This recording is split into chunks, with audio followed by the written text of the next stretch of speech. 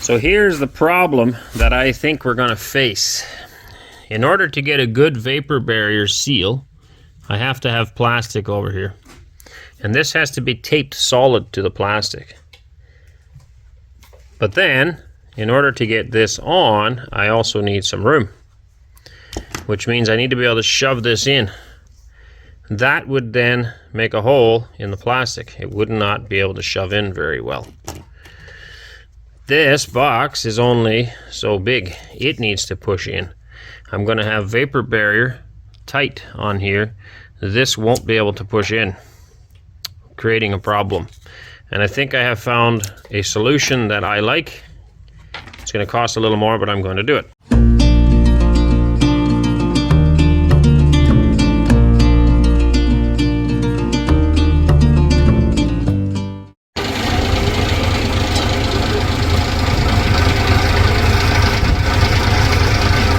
Another day of filming going on here, and it's just not our thing. When we do videos, when you watch our YouTubes, we're not acting. It's real life. It's actually how we live every day.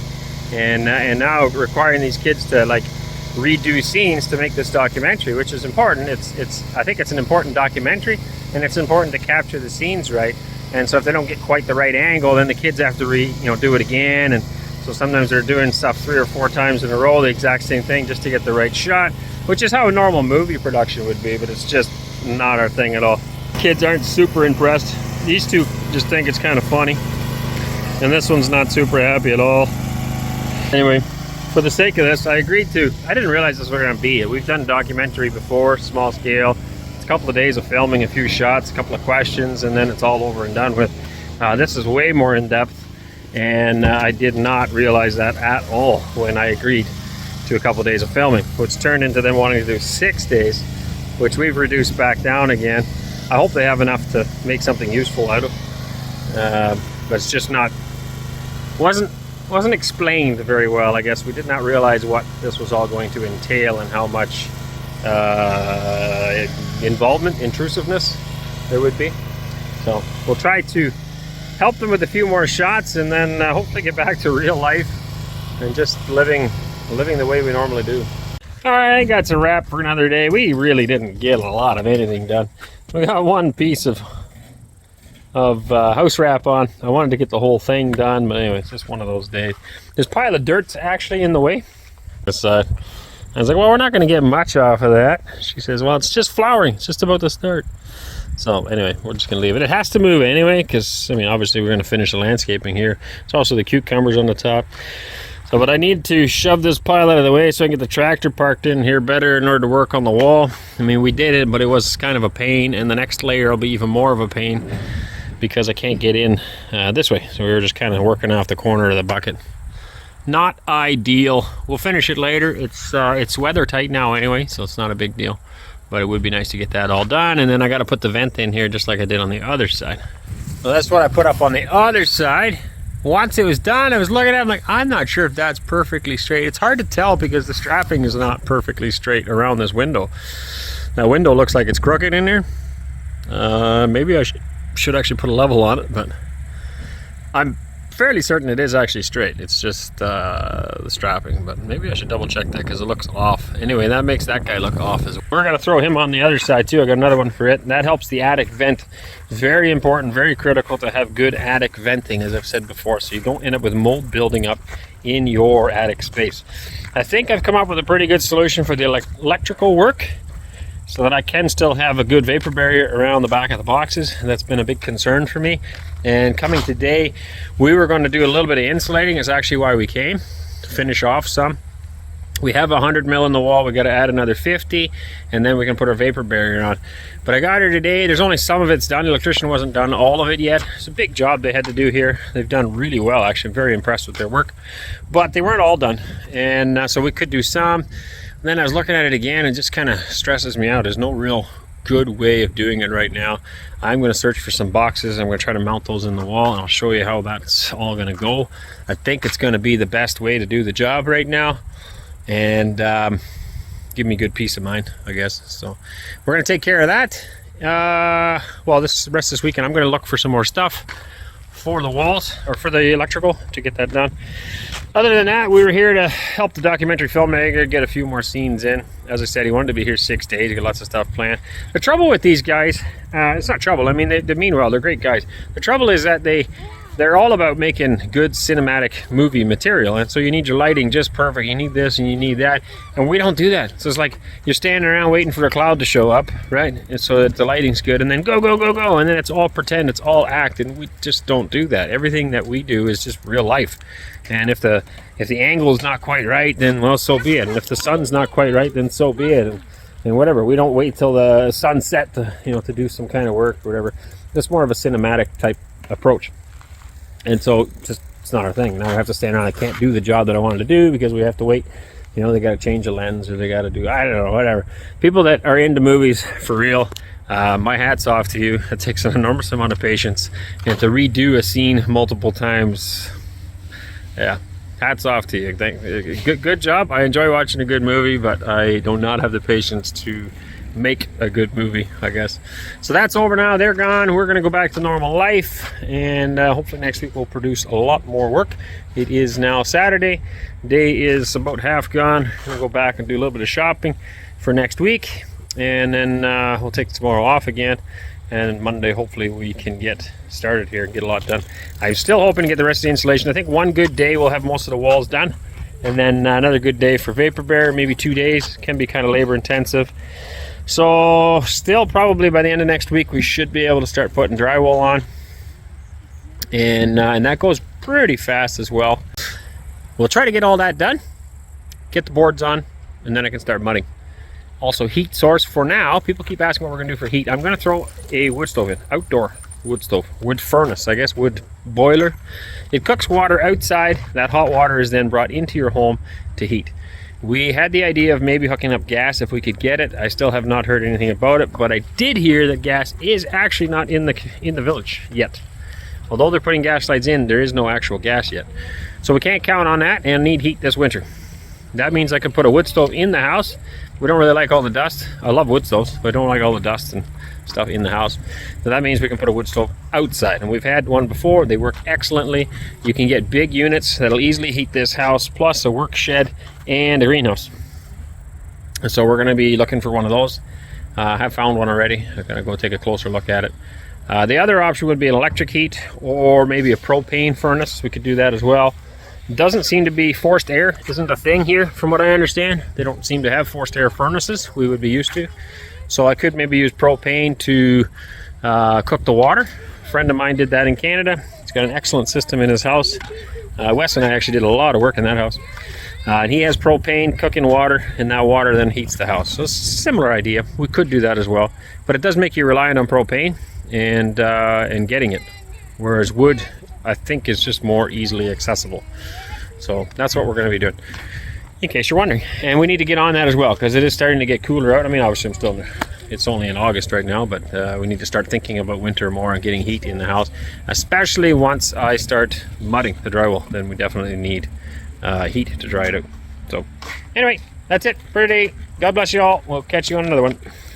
Morning, everybody. Arend here from Countryside Acres, back in the house. As you can see, we're working. We were real puzzled on Saturday trying to figure out how we were going to make this all work.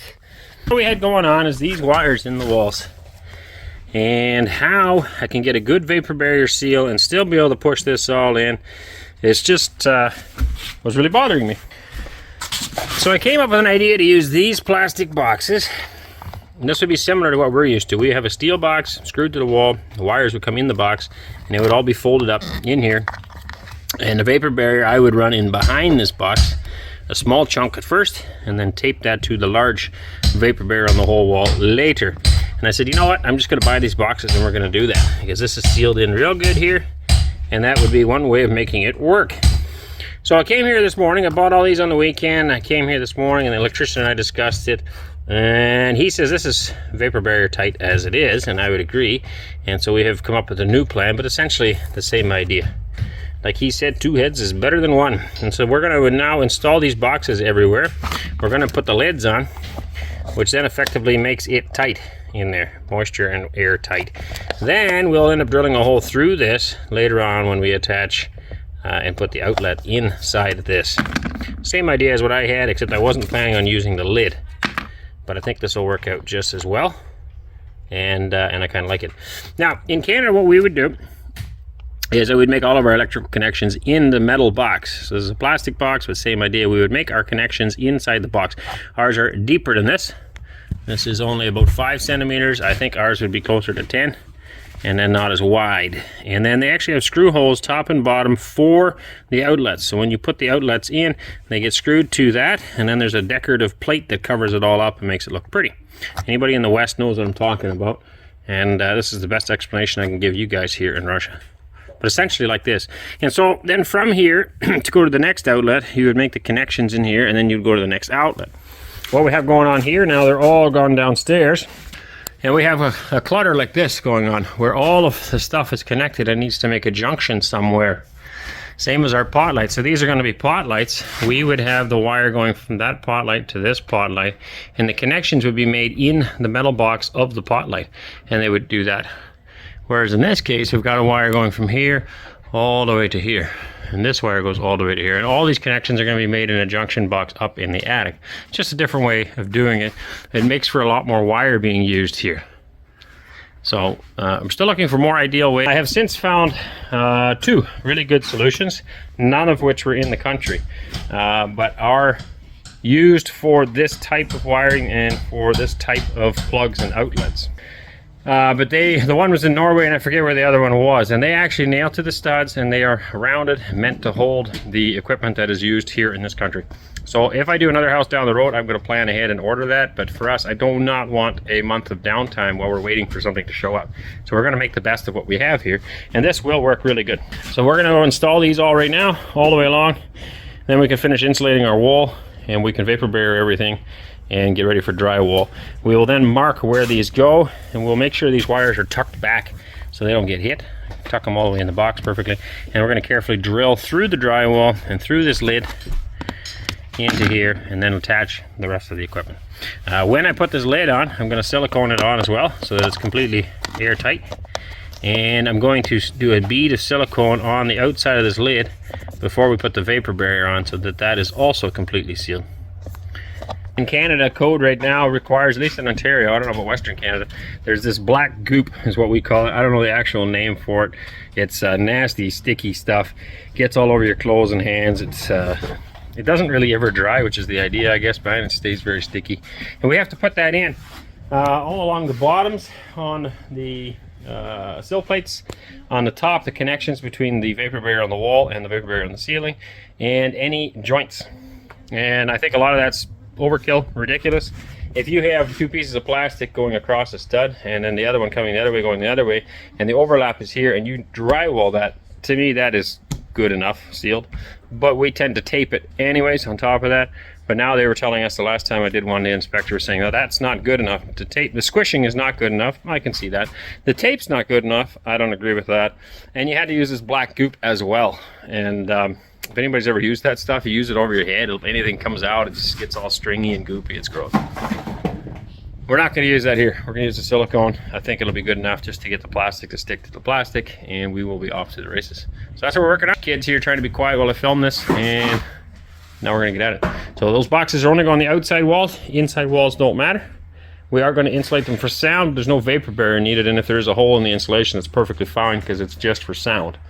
But the exterior walls, in order for this to work and be warm, they have to be vapor barriered properly with no holes. Vapor barrier on the inside and house wrap on the outside. The outside has to be able to breathe. The inside does not breathe. And then this will be very, very, very warm. We're installing these boxes, so change of plans from what I had planned. We came up with this idea with the electrician instead, because these will be vapor barrier tight. We're going to run the vapor barrier over top with the lids on. So I'm installing those right now, and then we're going to insulate all the upstairs and vapor barrier the upstairs. Back to insulating again. Just finishing up the electrical boxes. These guys are working on that. It's interesting, they are now in short sleeves. The other day they needed to get all this armor on. I realized it wasn't quite that bad. As long as you got decent ventilation, it's not too bad. So the electrical boxes, I'm going to go around that later. We got to cut carefully for that, but we're getting all this insulated now with the remaining bunch. Flush with the outside, and you can see he's doing such a nice job. I am cutting the pieces. Cora is measuring. Measuring and cutting is probably one of the most important parts to do a good job. And then he's just doing an excellent job putting them in. Look at that. Super nice, tight, fits good. Here looks like a gap, but it's not. That's just a dark spot in the wood. Very good job, Waylon. He needs to start an insulation company. Yes, maybe Waylon's Insulation. Installatie. Huh? And hopefully we'll get some paper barrier up today too. We do have to do some backing yet in a few spots, like this one over here. Because this drywall coming across has got nothing to screw to, so we got to do that yet as well. A few things to do. Wes took over my job here. Get that part ready. Interestingly enough, at 14 years old, he has already wired a couple of homes. He would do all this, put these boxes on, we'd run the wires from box to box. So this is, like I said, very similar to Canadian installation, except these are plastic boxes. We would have a metal box, and we would run the wire from here, through the studs to here, and then through the studs to here. And we would run X amount of plugs on a circuit, also kind of depending on rooms, try to keep it together so that the breakers you can easily flip off, you know, one side of the house or one room or whatever like that. And the connections would just be here, so there's no need for extra wires. You don't need to run down to a central place, if you understand what I'm saying. Literally just runs from this one through to that one, to that one, to that one. A lot less wires. It's okay though. This is done very well. We also never use this black stuff. Never seen that. Well, I shouldn't say I haven't seen it. We've seen it. We have it, but we don't use it for regular household installation.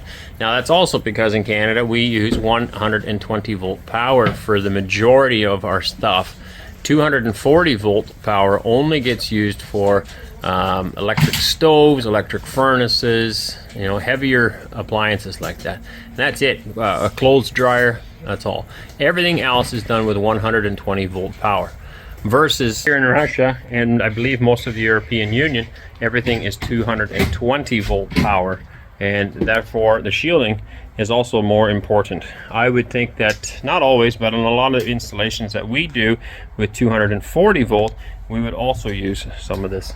Not in the house though. I've never installed it in the house, but in the barns for sure, and in a commercial setting we do use a lot of shielding. So extra safety never hurts. I'd rather spend a little bit more money and sleep a little more secure. Somebody's taking my job. Am I getting fired? You're gonna do it for me? No, because I'm not good at it. That's a wicked blade, eh? But it works good. We were all pretty worried about how this is gonna work. What do you think now? It's not too bad? Not terrible. Measure, measure, cut, and then hi-ya! There's two different measurements. You're on camera, no pressure. Don't cut my tape off though. Now this should confuse just about everyone. We got metric and imperial on this thing. Yesterday there was sun and there was rain, beauty in the mundane. And as the light startled our eyes, we let go of disguise. And now there's something in the air and a sparkly shimmer on our skin, restoring everything within.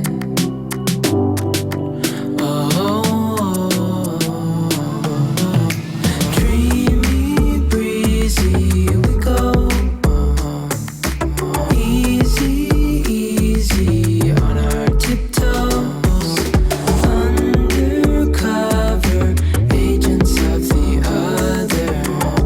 Beyond gravel, beyond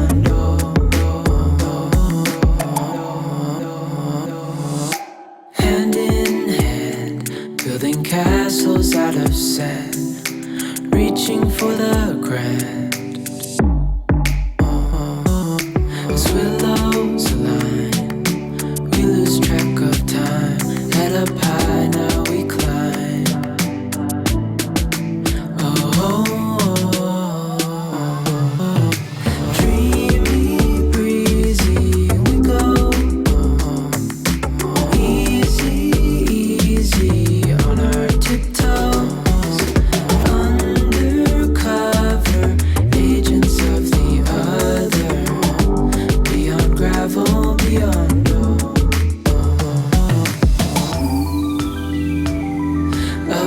record skill the world inhales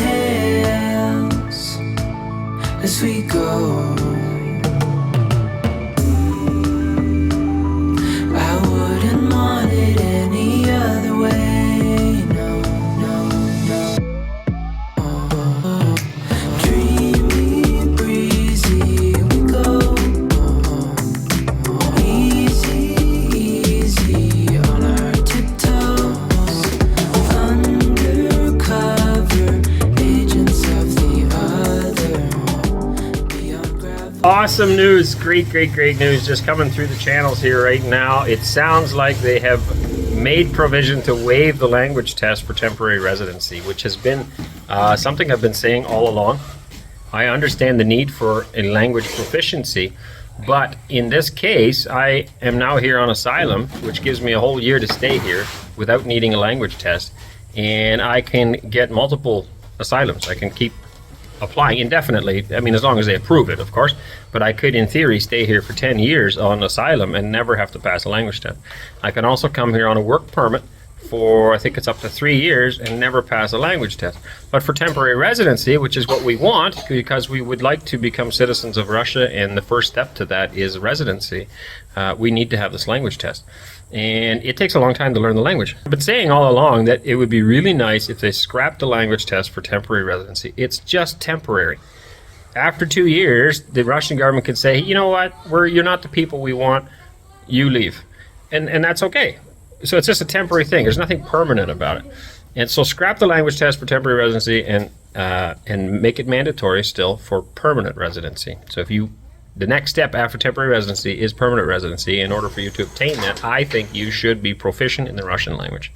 And I think that for myself as well. And certainly for citizenship, you should be proficient in the Russian language. In any country. If you move to Canada, you should be proficient in English before you have permanent residency.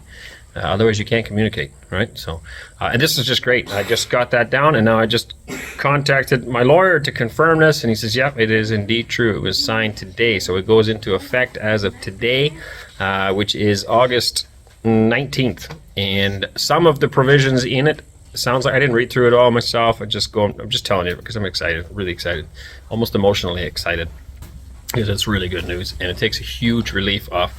We have a way because we're here on asylum, but I know a lot of other people, many of you watching, are interested in coming here, and you can't because it's just so complicated, and this now makes it a lot easier. One more hurdle is registration.